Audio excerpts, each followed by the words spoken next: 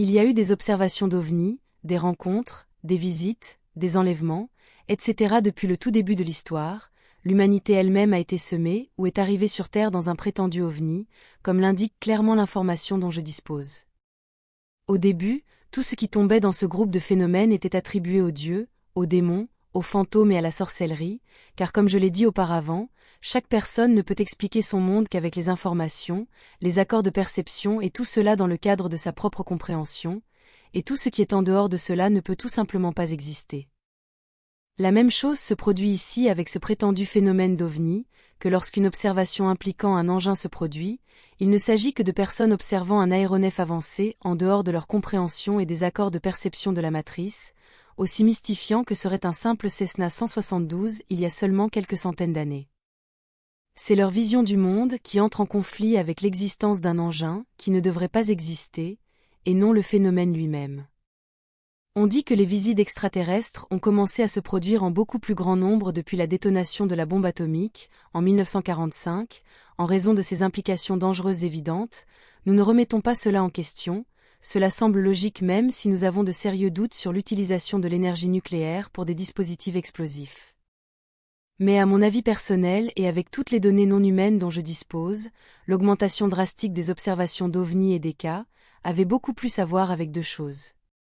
D'abord avec la Seconde Guerre mondiale en tant qu'événement global, car elle était très notoire pour son étendue et sa cruauté, et deuxièmement avec l'avancée et l'expansion des communications mondiales à partir des années 1950 et au-delà, rendant beaucoup plus facile pour les gens du monde entier de simplement découvrir ce qui se passe autour du globe.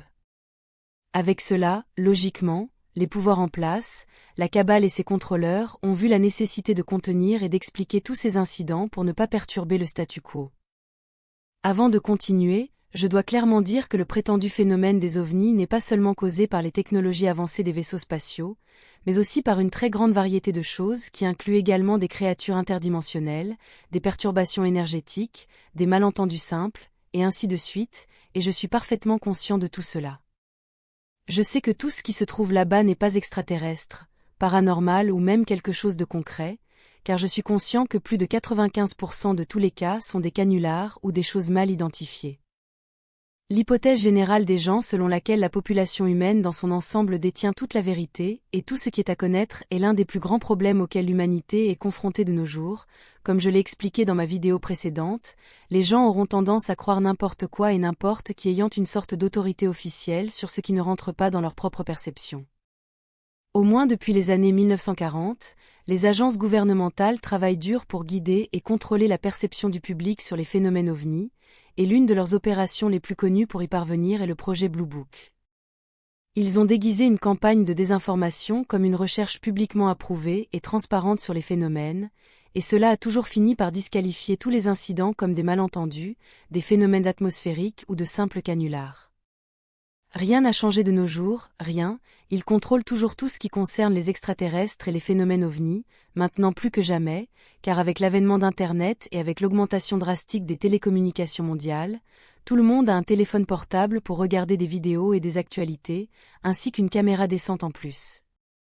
Ils doivent donc contrôler la perception du public à tout prix et aujourd'hui, ce qu'ils utilisent le plus c'est de permettre la création de groupes de recherche sur les phénomènes OVNI socialement validés et bien organisés, ou de les créer délibérément, puis de les infiltrer avec des personnes payées et formées pour guider la perception humaine. Ils utilisent même des psychologues professionnels pour savoir quoi dire quand et comment exploiter les faiblesses du public à leur avantage. À tel point qu'aujourd'hui, je sais même qu'au moins l'un de ces groupes a été spécifiquement créé pour discréditer et disqualifier mes groupes, les informations tégétiennes et soiruniennes, en plaçant toujours des informations contradictoires aux nôtres et en nous dénigrant également. Mais vous qui écoutez êtes les seuls à devoir voir que nous n'attaquons personne, moi encore moins, ils vont à leurs affaires et je vais aux miennes. Vous pouvez voir qui est qui là-bas, et clairement, je comprends leur point de vue et d'où ils viennent, ainsi que leurs intentions et motivations, mais ils ne comprennent pas les miennes. Tout le monde dans ces groupes de recherche officiels, où les personnes respectées et célèbres dans ces sujets, n'ont pas de mauvaises intentions, et j'en respecte même plusieurs. Je comprends comment ils doivent travailler et avec quelles restrictions, surtout parce qu'ils ne doivent jamais aller à l'encontre de ce que la religion scientifique établie sur Terre leur impose, sinon ils font face à l'ostracisme, donc ils doivent se conformer. Ensuite, nous avons un autre groupe de chercheurs de moindre importance, qui font de leur mieux pour être respectés par leur grande communauté d'OVNI et qui suivent et répètent ce que les plus grands disent sans poser de questions. Ensuite, il y a un autre problème avec tous ces grands groupes de recherche sur les OVNI et les organisations bien organisées et publiquement approuvées. Comme je l'ai expliqué dans ma vidéo précédente, ils veulent tous et s'efforcent de faire rentrer tous les phénomènes dans la petite boîte réductionniste et matérialiste de la science terrestre. Et si vous avez vu ma dernière vidéo sur le problème de la science sur Terre, vous vous souviendrez que ce n'est pas vraiment de la science, c'est une religion dogmatique établie, donc et par conception, presque rien en rapport avec les phénomènes ovnis et extraterrestres ne sera jamais pris au sérieux, ou considéré comme quelque chose de prouvable et encore moins accepté comme une réalité. Car il ne peut jamais y avoir de preuves satisfaisantes pour leur religion dogmatique hautement contrôlée se faisant passer pour de la science. Et cela ne sera jamais accepté en raison du simple fait que tous les phénomènes extraterrestres et ovnis viennent évidemment de l'extérieur de leur matrice établie, faussement prouvée scientifiquement comme une réalité autonome qui ne peut pas être appliquée à quoi que ce soit en dehors de la boîte socialement acceptée de la Terre, et donc ne peut jamais expliquer ce qui vient de l'extérieur. L'ufologie, et tous ces groupes de recherche sur les ovnis socialement acceptés, sont limités par leur boîte pseudo-scientifique dogmatique qui les amène à négliger et à discréditer automatiquement même des choses évidentes qui sont devant leurs yeux, en expliquant tout avec un raisonnement réductionniste simple. Ensuite, nous avons aussi des groupes religieux délibérés et organisés qui tordent leurs propres enseignements pour s'adapter aux attentes technologiques d'aujourd'hui, inventant de faux sauveurs de l'humanité en utilisant leurs mêmes avatars anciens avec une touche moderne, en leur ajoutant des vaisseaux spatiaux et en les plaçant toujours combattant le mal. Tout ceci reflétant une claire dualité basée sur une fausse réalité, qui n'est qu'un reflet de leurs propres limitations spirituelles et intellectuelles.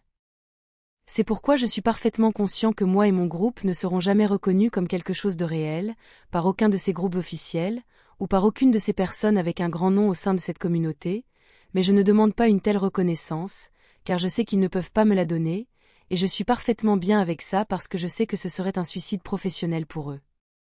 Ils peuvent dire qu'il n'y a pas de preuves, mais il y en a, et beaucoup, et encore plus sera lentement filtré vers vous tous, et je ne veux pas dire seulement des mots, et des vidéos YouTube, mais ces individus et organisations officiellement nommés et contrôlés par des agences à 3 lettres ne pourront jamais les voir. Il manque simplement de la capacité nécessaire, néanmoins, peu importe à quelle hauteur ils peuvent sauter, ou combien ils peuvent donner des coups et faire des caprices, nous sommes toujours là, et cela ne changera pas le fait que je suis réel et que j'écris ces mots depuis un vaisseau spatial en orbite.